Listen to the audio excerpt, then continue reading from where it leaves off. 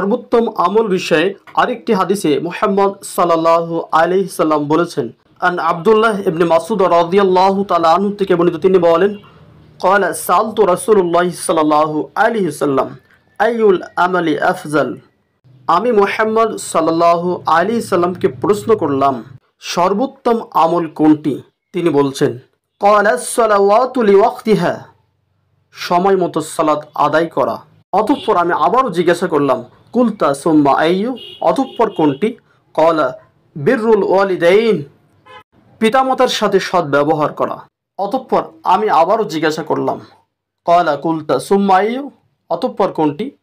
ক্বালাল জিহাদু ফি সাবিলিল্লাহ, আল্লাহ সুবহানাহু ওয়া তাআলার রাস্তায় জিহাদ করা।